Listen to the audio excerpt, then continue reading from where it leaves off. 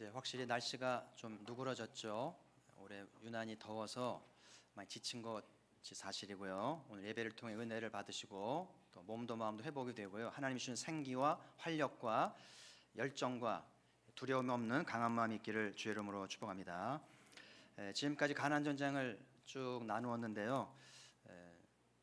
여러분의 삶에 도움이 좀 되었는지, 여호수아 이끄는 공동체가 전쟁을 치르면서 하나님을 새롭게 경험하잖아요. 모세의 때와는 또 다르게 우리 만나 주셨는데요. 하나님이 전쟁 때마다 말씀하시는데 적절한 말씀, 창의적인 말씀, 승리의 해법을 주셨잖아요. 그리고 어떨 때는 직접 싸우셔서 승리케도 하셨죠. 우리 인생이 전쟁 같잖아요. 정말 치열하고요. 한치 앞을 알 수가 없고 언제 부도가 날지 언제 망할지 알 수 없는 현실이잖아요. 그래서 우리 공부하는 것도 장사하는 것도 무역도 정말 치열하고 힘든데요.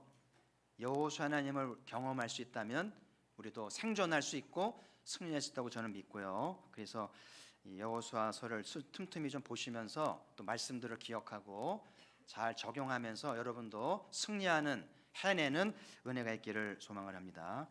여호수아의 또 다른 주제 땅 분배를 이제 나누려고 하는데, 먼저 좀 기억하실 것은 르우벤하고 이제 갓하고 반지파가 이미 분배가 되었다는 것인데요. 지도를 잠깐 보시면 저 파란색이 이제 사해국 위에 갈릴리가 있고 요단강 줄기를 기준으로 해서 요단 동편, 요단 서편 이렇게 나누잖아요. 요단 동편에 이제 두 지파 반이 분배가 되었고요. 반지파라는 말이 좀 낯설 수 있는데 왜 반이라는 말이 나왔냐면은 요셉 지파는 영향력이 컸기 때문에 요셉 지파라고 말하지 않고 두 아들 이제 에브라임하고 므낫세가 반반해서 한 지파가 되는 거니까 엄밀히 말하면 13지파예요. 왜 이렇게 하셨는지는 다음에 나누기로 하고, 어쨌든 두 지파 반이 요단 동편에 정착을 하게 됐는데, 놀라운 것은 이 두 지파 반이 모세의 명을 따라서 형제들과 함께 요단을 건너서 싸우러 갑니다. 이미 땅을 차지했고 이제 살면 되는데 형제들도 땅을 얻게 하려고 목숨을 걸고 무장하고 싸우러 갔고요. 실제로 이 두 지파 형제들이 희생을 많이 당하지 않았겠어요? 그래서 이 나머지 형제들이 잊을 수가 없어요. 우리를 위해 싸워주고 희생한 형제들에 대한 고마움을 잊을 수가 없고 그 아름다움이 공동체의 정신이 되는데요. 이제 문제는 나머지 9지파 반이 어떻게 분배하느냐의 문제인데, 누가 얼마큼의 땅을 차지할지, 옛날이나 지금이나 다 좋은 땅 갖고 싶어 하잖아요. 알짜 땅, 좋은 땅, 넓은 땅 차지하고 싶은데 누구는 또 상처를 받고 또 싸우고 그러지 않겠어요? 어떻게 분배해야 모두가 만족하게 될까? 여호수아가 가르쳐주는 분배 정신은 오늘날에도 배워둬야 할 귀한 정신이라는 생각이 드는데요. 이제 몇 주 동안 이 분배를 나눌 때 여러분 중에도 땅 문제가 있을 수 있어요. 부동산의 문제, 땅의 문제, 집의 문제 있을 텐데, 이 주일 강단을 잘 따라오시면서 이 분배를 나눈 동안에 우리의 땅의 문제, 또 집안의 문제, 또 이런 문제들이 풀려지는 은총이 있기를 주의 이름으로 축복합니다. 아멘이죠? 이제 가포교회도 땅 문제가 수건이잖아요. 이번 여호수아 땅 분배 동안에 하나님이 계시하시고 감동을 주셔서 또 하나님이 지혜의 말씀으로 약속을 차지하고 이제 안식을 누릴 수 있는 그런 집안들, 우리 공동체가 되기를 기대하면서 오늘 첫 이제 분배인데요. 유다 지파가 처음으로 나왔어요. 유다 지파 갈렙이 앞장서 오늘 이제 제안을 하게 되는데, 오늘 이 갈렙이 보여준 이 자세가 유다 지파를 감동합니다. 그리고 이제 분배가 잘 이루어지는 마중물 같은 역할을 하기 때문에 굉장히 중요한 말씀이고요. 그래서 그런지 유다 지파가 훗날 남왕국의 전신이 되는 거예요. 그리고 유다의 후손에서 메시아가 나오잖아요. 그래서 오늘 갈렙의 정신, 유다 지파의 이 자세가 이런 유다 민족을 낳고 메시아를 낳게 하는 것과 무관하지 않구나. 유다는 장손은 아닌데 오늘 하는 거 보니까 진정한 의미의 장손 지파가 유다이구나. 그래서 유다에서 목자가 나온다는 말씀이 이루어지는데요. 저는 그런 생각이 들어요. 출생 순서하고 리더십과 영향력은 다른 것 같아요. 먼저 믿은 자가 나중되고 나중 믿은 자가 먼저 되는 것이 기독교의 축복이고 은혜라는 생각이 드는데요. 오늘 갈렙의 이 신앙을 잘 배우면서 은혜를 받고 잘 적용하시기를 바라고요. 오늘 첫 번째 갈렙이 보여준 본은 충성의 본을 보여주었습니다. 오늘 본문에 보면 여호수아와 갈렙이 정탐을 할 때 나이가 40살이었다. 그래서 45년 전 일을 회고하면서 이제 성실하게 보고했다는 말을 했고요. 같이 갔던 형제들을 간담을 녹였지만 나는 공동체에 희망을 주었다고 얘기를 하죠. 성실하게 보고했다는 것은 가나안을 정탐하고 보고하면 육하 원칙으로 잘 보고했다는 것만 의미하는 게 아니고 거기에다가 하나님의 약속이 이루어진다고 하는 믿음의 관점을 더해서 보고했기 때문에 성실한 보고를 했다는 거예요. 그러니까 갈렙은 육하 원칙이 아니라 칠하 원칙이죠. 가나안 사람들은 강했고 그들의 성곽은 높아서 두려움을 주었지만 갈렙은 거기에다가 믿음의 관점을 넣어서 그들은 강하지만 하나님은 더 강하시다. 할렐루야. 이 관점을 보고했기 때문에 공동체에 희망을 주면서 모세의 눈에 들었던 거예요. 8절에 보면 나는 내 하나님께 충성하였다는 말씀 나오잖아요. 갈렙의 어떤 점이 하나님에게 충성된 사람이라고 여기게 된 것일까? 유다를 보면은요, 제자 유다는 제자가 된 거 보면 나름대로 열심히 했고 일 잘하는 사람이었잖아요. 근데 마지막에 스승을 배신하고 예수님을 십자가에 못 박게 하잖아요. 그래서 일 잘하고 열심히 하는 것은 충성의 충분 조건은 아닌 것 같아요. 무엇이 충성을 위한 충분 조건인가? 진정한 충성이 되려면 내가 모시는 주인의 마음을 잘 아는 거예요. 유다가 진정한 충성된 사람이었다면 주인이신 예수님 마음을 읽었어야 돼요. 고난받는 종의 길을 가시려고 고뇌하시던 주님의 마음을 읽고 끝까지 주님을 따랐어야 되는데 나름대로 열심히 하고 잘하는 것 같았지만 내가 기대하던 메시아가 아닌 거예요. 그러니까 배신을 하고 등을 돌리니까 충성된 게 아닌 거예요. 그래서 진정한 충성된 사람이 되려면 열심보다 중요한 거는 내가 누구에게 충성하는가, 누가 내 삶의 주인인가가 분명해야 되는데 아무리 잘해도 이게 잘못되면 자기 욕망이죠. 자기의 욕심일 뿐인 거예요. 오늘 갈렙은 나는 하나님께 충성하였다. 갈렙은 내 삶의 주인을 하나님으로 모시고 하나님 마음을 읽고 하나님의 뜻을 따라서 섬겨왔기 때문에 충성된 자로 인정이 됐다는 것이죠. 다시 한번 이순신 장군의 백의종군의 의미를 기억하면서 이순신 장군은 억울하게 관직을 빼앗겼어요. 옷벗김을 당했습니다. 옥에 들어갔는데요. 이순신 장군이 말하기를 나라가 나를 부른다면 나는 평민의 옷을 입고서라도 백의를 입고서라도 싸우겠다는 거예요. 이게 충성의 충분한 조건이라는 것이죠. 나라가 나를 알아주지도 않고 관직을 빼앗고 옥에 넣을지라도 나라가 나를 원한다면 나는 싸우겠다. 이게 이순신에게 배워야 할 충성의 모습이라는 것인데 저는 갈렙이야말로 백의종군했다는 걸로 생각이 돼요. 왜냐하면 여호수아 그동안 전쟁을 치룰 때 갈렙 나오지 않아요. 여호수아 갈렙 언급하지도 않습니다. 참 인간적으로 서운하지 않겠어요? 함께 개척 멤버인데 함께 모세 후계자로 언급됐던 사람인데 갈렙을 빼잖아요. 나 없이 주의 일 하잖아요. 서운하지 않겠어요? 근데 오늘 갈렙의 자세를 보면 전혀 서운했다는 적을 볼 수가 없어요. 약속의 땅에 들어가는 일이라면 아무런 보직이 없어도 백의종군 하더라도 여호수아를 도와서 싸워왔고 지금도 싸우겠다는 거예요. 그러니까 공동체 사람들이 야 갈렙이야말로 진정으로 주를 위하는 사람이고 우리 공동체를 위한 사람이라는 것을 깨닫게 되었겠죠. 할렐루야. 그래서 하나님이 모세를 통해서 이 성실한 보고와 충성을 보시고 놀라운 약속을 주셨는데 그 약속이 오늘 나왔잖아요. 9절을 한번 같이 읽어보시죠. 시작. 그날에 모세가 맹세하여 이르되 내가 내 하나님 여호와께 충성하였은즉 내 발로 밟는 땅은 영원히 너와 내 자손이 기업이 되리라 하였나이다. 아멘. 그래서 하나님이 모세를 통해서 이 갈렙에게 약속을 준 거예요. 네가 밟는 만큼 다 주겠다. 근데 주목할 것은 이 하나님의 축복과 보상이 갈렙만이 아니라 내 자손의 기업까지 되겠다는 거예요. 오늘 저 여러분의 충성이 후손의 미래, 후손의 운명을 좌우할 수 있다는 것을 기억하세요.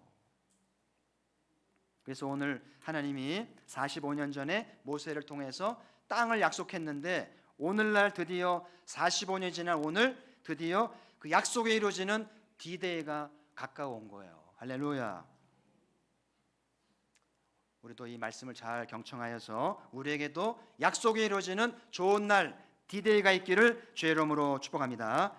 오늘 두 번째 갈렙에게 배워야 할 본은 산지를 자원하는 본이었는데요. 말씀하신 대로 갈렙은 약속에 대한 지분이 있잖아요. 모세에게 받은 지분이 있었고 누가 봐도 갈렙의 공로를 봤을 때 먼저 분배를 받는 게 맞잖아요. 근데 오늘 갈렙이 요구한 땅은 뜻밖의 땅이었잖아요. 산지를 달라. 산지보다는 평야가 낫지 않겠어요? 산을 뭘 쓰겠어요? 이 마산은 좀 길쭉해가지고 보니까 이쪽으로 삼복도로로 쭉 오고 구도로가 쭉 있고 해안도로가 쭉 이렇게 세 줄기로 도시가 이루어지잖아요. 그러니까 이스라엘도 세 줄기로 있는데 중앙 지역이 고지대예요. 이렇게 되는 거죠. 이렇게. 그래서 요단 동편은 곡물지대고 서쪽은 이제 지중해 연안이 있는 해안 지역이 되잖아요. 제일 쓸모없는 땅이 중앙 고지대인 거예요. 근데 그 산지를 달라는 거예요. 더군다나 산지인데다가 그 땅에는 안악 자손이 있고 성읍은 크고 견고하다. 근데 하나님이 함께 하시면 그들을 쫓아낼 수 있다고 얘기를 해요. 저는 이 모습을 보면서 야, 갈렙은 신앙이 일관성이 있구나. 45년 전에도 보고를 하면서 안악 자손이 있고 크고 강할지라도 하나님이 함께 하시면 이길 수 있다고 말하더니 45년 지난 지금도 동일하게 말하면서 산지를 달라고 하는 거 보면 신앙의 변함이 없어요. 어쩌면 45년 지난 갈렙의 신앙이 더 훌륭해지고 견고해진 느낌이 들잖아요. 11절에 보면 내가 여전히 강건하니 내 힘이 그때나 지금이나 같아서 싸움이나 출입을 감당할 수 있습니다. 이 말씀을 어떻게 받아들여야 될까요? 문자적으로 받아야 될까요? 의도를 좀 받아야 될까요? 어쩌면 이 말대로 갈렙이 몸 관리를 잘했을 수도 있죠. 40살 때 몸매나 85세 몸매나 근육질의 몸매를 유지할 수도 있죠. 근데 우리가 다 경험하지만 나이는 못 속여요. 젊은이들 몸과 비교할 수 없죠. 근데 오늘 갈렙이 여전하다, 같다고 말하는 것은 제 몸이 청년 같지는 않지만 주를 위해 대한 열정만큼은 식지 않았다. 그런 자세를 말씀하는 거예요. 실제로 갈렙이 산지로가 안악잔손과 싸워가지고 그 땅을 찾아낸 거 보면 오늘 갈렙의 말이 그냥 하는 말이 아니고 몸도 마음도 신앙도 준비된 사람이었구나 확인할 수 있죠. 오늘 갈렙이 분배받은 땅이 헤브론이었다고 13절 말씀하죠. 이 헤브론이요 역사적인 땅이었어요. 한번 지도를 한 번 더 보시면 저 오른쪽에 시가지가 산지잖아요. 높이 이제 도시가 있는데 오늘날의 가자 지구여서 팔레스틴하고 민감한 땅입니다. 평강을 잃은 땅이긴 하지만 왼쪽에 헤브론이 빨간 실돼 있죠. 남쪽 저 위쪽에 예루살렘 있죠. 그래서 예루살렘에서 30km 남서쪽으로 내려오면 브엘세바가 있는데 예루살렘은 산지 고지 1000m하고 헤브론은 927m니까 굉장히 높은 고지대 도시인 것이죠. 근데 아브라함이 우르를 떠나 가나안 정착할 때 거점을 삼은 곳이 헤브론이었어요. 거기서 믿음의 뿌리를 내리고 하나님과 동행하면서 이 땅을 하나님의 놀라운 꿈을 꾸면서 자식을 낳고 손주를 낳았던 곳이 헤브론이었고요. 저기에 지금도 아브라함과 사라의 무덤이 있는 거예요. 그런 땅이었으니까 왜 갈렙이 이 땅을 요구했을까? 우리가 지금 가나안에 가는 것도 아브라함 약속이기 때문에 명분이 되는 거잖아요. 아브라함 없으면 이거는 그냥 싸움인데 약속이기 때문에 우리의 땅이라고 말할 수 있는데 아브라함의 거점의 땅을 얻고자 하는 것은 의미가 있었다는 생각이 드는 거예요. 또 한 곳 다윗과도 의미가 깊은 곳이었는데요. 사무엘하 5장 5절을 보시면 헤브론에서 7년 6개월 동안 유다를 다스렸고 예루살렘에서 33년 동안 이스라엘과 유다를 다스렸더라. 다윗이 총 40년 나라를 다스렸는데 사울에게 쫓길 때 7년 동안 헤브론에다가 소위 임시 정부를 마련해서 이제 유다를 다스렸다가 사울이 죽은 다음에 통합해서 이제 나사를 다스렸다는 이야기인데 우리나라도 식민지 시대였을 때 독립군들이 나라를 되찾기 위해서 저 중국에 가서 상하이 이런 데 임시정부를 차렸잖아요. 한번 정치인들이 가서 거기 가서 사진 찍으면서 독립군의 정신을 이어받고 오는 것은 의미가 있는 거잖아요. 오늘 갈렙의 자원화에 받은 산지가 선조의 아브라함이 뿌리를 내린 땅이었고 훗날 다윗이 임시정부를 만드는 역사적인 땅이었던 거예요. 이 갈렙의 영적 해안과 통찰력이 눈에 띄는 대목인데 오늘 갈렙의 산지를 통해서 교훈받는 것이 있는데 땅이 얼마나 좋은가, 얼마나 몫이 좋고 편리하고 살기 좋은가가 아니라 더 중요한 것은 그 땅에 누가 사는가. 그 아브라함과 조카 이야기를 보세요. 아브라함과 조카가 땅을 나누게 되는데 조카는 좋은 땅을 차지했어요. 에덴 같은 땅을 차지했는데 그 땅에 사람들이 악해서 그 소돔이 멸망하잖아요.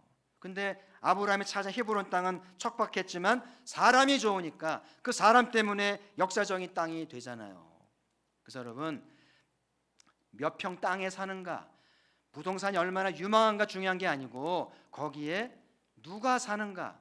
갈렙이 살면 그 땅값은 올라가고 의미가 있는 땅이 된다고 하는 사실이죠. 그래서 여러분 땅을 보지 마세요. 얼마나 좋은가를 보지 말고 거기에 사는 내가 누구인가. 오늘 저희들이 갈렙처럼 그렇게 자원하는 마음, 열정을 갖고 헌신한 사람 자세가 될 수 있다면 우리가 사는 땅이 의미 있는 땅이 되어질 줄 믿습니다. 내 시작은 미약하였으나 내 나중은 창대할 것이다. 이 말씀대로 하나님은 사람을 중시 여기는 거예요. 땅을 찾아가지 말고 내가 누구인가를 찾아가는 것이 오늘 갈렙에게 배워야 할 정신인 것이죠. 세 번째로 갈렙의 본은 자녀를 죽게 드리는 본을 보였는데요. 갈렙의 딸 이름이 악사잖아요. 좀 이렇게 뉘앙스 우리하고 좀 애매한 다른데 악사 이야기가 오늘 15장에도 나오고 사사기에도 나와요. 똑같은 이야기가 반복되는 것은 하나님이 귀하게 보셨다는 것도 되고 사람들에게 회자가 되는 거예요. 참 아름다운 분열하는 거예요.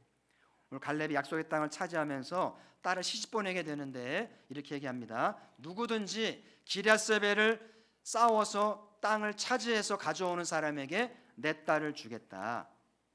갈렙은 다른 조건 보지 않고 약속의 땅에 대한 열정 있는 젊은이를 내 사위로 삼겠다는 것이고, 그래서 온니엘이라는 젊은이가 기럇세벨을 쳐서 가지고 왔을 때 이제 조건 없이 딸을 내주게 되는데요. 이 갈렙이 딸의 견원과 약속의 땅을 연관시키는 것은 무엇을 말하는 것일까? 갈렙에게 약속의 땅은 삶의 전부였어요. 이 갈렙에게 약속의 땅은 공과 사가 따로 없고요. 집안일과 교회일이 구분되지 않아요. 집안일이 교회일이고 교회일이 집안일이고 그런 갈렙이었음을 보여준다는 것이죠. 우리나라가 식민지였을 때 많은 독립투사들이 가정을 버리고 처자식을 버리고 희생했잖아요. 그런 지사들이 얼마나 많아요. 또 우리나라가 독재 시대였을 때 독재 항거하면서 민주화를 위해 피 흘리고 옥고를 치른 인사들이 또 얼마나 많아요. 그들 덕분에 지금 자유를 누리고 민주화가 있잖아요. 우리 늘 고마운 마음, 빚진 마음을 잊으면 안 돼요. 우리 사회 회자되는 편지가 하나 있잖아요. 안중근 의사 어머니 조마리아 여사가 아들이 형을 당하기 전에, 사형당하기 전에 보낸 편지라고 하는데요. 한번 제가 좀 따와봤는데 보시죠. 내가 만약 늙은 어미보다 먼저 죽을 것을 불효라 생각한다면 이 어미는 웃음거리가 될 것이다. 너의 죽음은 너 한 사람의 것이 아니라 조선인 전체의 공분을 짊어지고 있는 것이다. 내가 항소를 한다면 그것은 일제의 목숨을 구걸하는 짓이다. 내가 나라를 위해 이에 이른즉 땀만 먹지 말고 죽으라. 옳은 일을 하고 받은 형이니 비겁하게 삶을 구하지 말고 대의에 죽는 것이 어미에 대한 효도이다. 아마도 이 편지가 이 어미가 너에게 쓰는 마지막 편지가 될 것이다. 여기에 너의 수의를 지어보내니 이 옷을 입고 가거라. 어미는 현세에서 너와 재회하기를 기대하지 않으니 다음 세상에는 반드시 선량한 천부의 아들이 되어 세상에 나오거라. 참 숙연해지죠. 이런 어머니가 오늘날에 있을까요? 이 편지를 쓰는, 내가 보낸 수의를 입고 집행장으로 가거라고 하는 어머니의 마음을 어떻게 읽을 수 있을까요? 보통 어머니 같으면 하나님한테 우리 아들 살려달라고 기도했겠죠. 그리고 너 나오도록 이리저리 애써보마 그랬겠죠. 근데 이 어머니는 그런 거 다 하지 않고요, 나라와 민족을 위해 죽으라는 거예요. 이런 어머니들이 계셨기, 이런 어버이 계셨기 때문에 우리나라가 지금 좋은 날이 온 것 아닌가 싶어요. 갈렙같이 자기 딸을 희생하면서까지 헌신했기 때문에 이스라엘 역사에 땅을 차지하는 축복이 주은 것인 것이 아닌가, 그런 생각이 드는 거예요. 보통 딸에 대한 아버지의 마음은 좀 남다르잖아요. 제가 이제 주례를 할 때 딸들도 주례하고 아들도 주례하는데, 식장에 딸들 손잡고 들어오잖아요. 입장 그러면 이제 아버지가 딸 잡고 들어오는데 여기 쭉 와가지고 이제 사위한테 넘겨줘야 되는데 어떤 아버지들은요 그 차 못 넘겨주는 거예요. 그래서 멈칫멈칫합니다. 미련이 남아가지고 넘겨야 될지 말아야 될지, 그런 아버지도 있고요, 눈물을 훔치는 아버지들도 있고. 혹시 앞으로 이제 딸을 보내야 할 부모님이 계시다면 어떻게 보내겠어요? 어떤 아버지는 너 가지 마라, 아빠하고 평생 살자, 그런 아버지도 있는데요, 그건 이제 빈말이겠죠. 모든 아버지들은 딸이 잘 살기를 바라고 늘 미안한 마음이 있지 않겠어요? 제 친구 목사가 딸을 시집보내 가서 보고 왔는데요, 밤새 잠 못 자면서, 외동딸이거든요, 딸을 보내면서 글을 써왔는데 갑자기 손 들고 나와가지고 주례자한테 읽어도 되냐고 허락받고 읽는데 구구절절히 딸을 키우면서 딸에 대한 마음을 표현하는, 다 울었어요. 아, 이게 아버지의 마음이구나.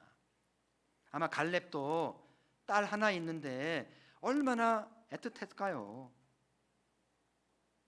근데 갈렙의 우선순위는 딸의 시집을 보내서 딸이 잘 사는 것보다도 약속의 땅에 들어가서 이 나라가 제사장 나라가 되는 거잖아요. 딸도 그 마음을 알고 협력하기를 바랬는데 고맙게도 이 딸 악사가 기꺼이 아버지에게 협력하고 따르니까 얼마나 보기 좋은지.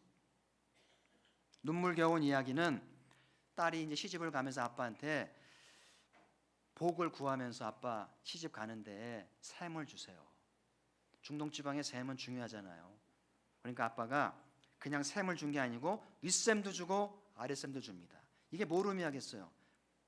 하나님 나라를 위해서 이렇게 아빠에게 협조해 주는 딸이 너무나 기특한 나머지 딸을 보내면서 후하게 쥐어 보내는 그 아버지의 마음이 눈물겨운 거예요.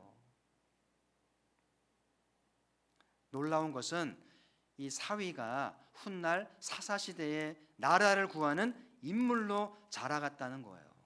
그래서 갈렙의 명예를 빛내고 집안을 빛내는 명문가가 됐다는 것이 얼마나 놀라운 일인지. 오늘 갈렙의 이야기를 나누면서 자녀를 생각하게 돼요. 우리 아이들 생각하면서 자녀 교육에는 왕도가 없다고 그래요. 보세요, 부모님이 신앙생활 잘했다고 애들도 잘하라는 법은 없는 것 같아요. 제 친구 목사들 만나면은요 대부분이 애들 신앙 걱정하더라고요. 부모가 공부를 잘했다 애들이 공부 잘하는 법도 없고요, 부모가 착하게 살았다 애들 착하다는 법도 없고요, 나는 속썩인 적이 없는데 애들이 그러라는 법이 없어요. 애들은 지 인생이 있고 지들만의 시간표가 있는 것 같은데요. 어떻게 해야 아이들의 마음을 얻고 악사처럼 아빠에 협력하면서 주의 나라를 위해서 즐거이 따르게 할 것인가? 다른 거 없는 것 같아요. 아이들에게 시간을 내고 아이들의 말을 들어주고 공감을 해주는 길밖에 없는 것 같아요. 그래서 아이들이 부모와 마음을 공감하면서 즐거이 따르게 되는 것만이 이제 길이란 생각이 드는데, 우리가 종종 주일 하느라고 애들하고 소홀할 때가 좀 있잖아요. 근데 우리는 우리가 주일 열심히 했으니까 하나님이 잘 따라오게 해주시겠지. 근데 그러지가 않는 거예요. 애들은 상처를 받고요, 하나님에게 우리 엄마 아빠를 빼앗긴 것 같은 느낌이 들 때가 있잖아요. 선교지는 더해요. 선교사를 나갈 때 보통 30대 중후반 40대 초반이다 보니 애들이 어리잖아요. 근데 애들이 커서 이제 청소년 되고 젊은이가 되니까 내가 왜 여기 있지? 한국말도 애매하게 하고 현지말도 애매하게 하고 내가 누구인지 모르겠는 거예요. 그리고 아빠는 사역한다고 늘 나가 있으니까 이 아이들 상처를 받고 외톨이가 되면서 방황을 합니다. 선교지의 당면한 문제예요. 애들이 저절로 선교사가 되는 게 아니더라고요. 시간을 내서 마음을 얻고 공감해 주지 않으면 따라오는 게 아니더라고요. 저는 감사하게 나이가 들어 선교사로 가니까 애들 동의를 구할 필요가 없어요. 애들이 학업 다 마치고 이제 독립을 했기 때문에 저는 선포했잖아요. 이제 엄마 아빠 간다. 그때 애들이 대단하시다고 그러면서 박수를 쳐주더라고요. 얼마나 고마운 일인지. 오늘 이 갈렙과 악사 부녀가 하나님 나라를 위해서 의기투합해서 헌신하는 모습이 얼마나 보기 좋으면서 하나님이 축복하실 만한 집안이 됐는지, 우리 가포교회가 부모 세대도 아이들 세대도 서로 협력하면서 서로 힘을 모아서 주의를 헌신한다, 얼마나 복 있는 집안이 될는지. 할렐루야. 우리 자녀들의 진로 위에 하나님의 큰 축복이 있기를 주의 이름으로 축복합니다. 오늘 첫 번째 시간 분배의 시간 나누면서 갈렙의 본을 나눴는데요, 갈렙은 충성의 본을 보였습니다. 충성은 얼마나 열심히 하는가, 얼마나 잘하는가가 아니에요. 진정한 충성은 누구를 위한 충성인가? 하나님이 내 삶의 주인인가? 여러분, 잘못하면 마지막 날 정말 열심히 교회 일 했는데 마지막 날 예수님이 내가 너를 도무지 모르겠다, 그렇게 할 수 있어요. 정말 겸손하게 근신하게 주님의 마음을 따르고 있는지, 주인을 따르고 있는지. 근데 갈렙은 평생 주님을 충성하면서 잘 모시면서 주의 뜻 따르잖아요. 설사 보직도 없고 알아주지 않지만 백의종군의 마음으로 여호수아를 도워서 싸워왔잖아요. 이게 충성인 거예요. 나를 알아주고 보직을 받는 게 중요한 게 아니라 내 주신 하나님을 위해서 충성할 줄 아는, 그게 진정한 충성인데, 우리 가포교회에 이런 충성된 사람이 있기를 주의 이름으로 축복합니다. 너는 내 종이라 인정받는 일꾼이 있으면 좋겠어요. 두 번째, 갈렙은 산지를 자원하는 본을 보였는데, 산지는 쓸모없는 땅이고요, 그것도 산지에 안학자 손이 있잖아요. 다 기피할 땅을 갈렙은 자원해서 달라는 거예요. 보세요. 어차피 약속의 땅이고 누군가 들어가야 할 땅인데 누가 가겠어요? 갈렙은 나라도 가야지. 어차피 들어가야 할 땅이라면 내가 가는 게 좋겠다. 그러면서 남들이 기피하는 땅을 앞장서서 달라고 기도하는 모습이 얼마나 아름다운 모습인지. 잠시 후에 찬양할 텐데요, 이 산지를 찬양해. 그동안 찬양 불렀잖아요. 무슨 마음으로 불렀는지 오늘 배우셨으니까, 이 산지를 달라고 하는 것은 내가 희생하겠다, 내가 앞장서겠다, 그런 자세를 보이는 의미니까 잘 생각하면서 뜻깊은 찬양을 불러보시길 바라고, 놀라운 것은 이 척박한 땅이 유서 깊은 땅이 됐다는 사실이에요. 이 땅이 지금 얼마나 좋은 땅인가가 중요한 게 아니고 거기에 누가 사는가가 중요해요. 지금 아무리 좋은 땅일지라도 나쁜 사람이 살면 그 땅은 망하는 거예요. 그런데 아무리 부족한 땅이더라도 좋은 사람이 살면 부가가치가 생기는 거예요. 저는 가포교회 때문에 이 신마산이 유서가 깊고 부가가치가 생기는 좋은 땅 되기를 주의 이름으로 축복합니다. 세 번째, 갈렙은 자녀를 드리는 본을 보였어요. 자녀가 잘 되는 비결이 뭘까? 아이들과 함께 하나님 나라를 위해서 헌신하는 거예요. 그래서 가끔은 여러분 아이들에게 너 주님을 위해 헌신하지 않을래? 하나님 나라를 위해 참여하지 않을래? 자꾸 얘기해야 돼. 그래서 엄마 아빠의 관심사가 하나님 나라에 있음을 애들이 인식시켜 줘야 됩니다. 왕도는 없습니다만은 여러분 앞장서서 참여한다면 애들은 따라오리라 믿고, 아이들의 가장 좋은 것은 함께 하는 거예요. 예배를 함께 드리세요. 그리고 함께 봉사하고 함께 집안일하고, 아이들의 말을 잘 경청해 주세요. 아이들 인격체를 보시고요, 함부로 대하지 마시고 반말하지 마시고 인격체로 잘 들어주면 아이들은 따라오게 되어 있어요. 그래서 아무쪼록 갈렙의 정신을 잘 본받아서 아이들이 잘 따라오게 함으로 복 있는 집안 되시기를 주의 이름으로 축복합니다. 하나님 아버지, 약속하신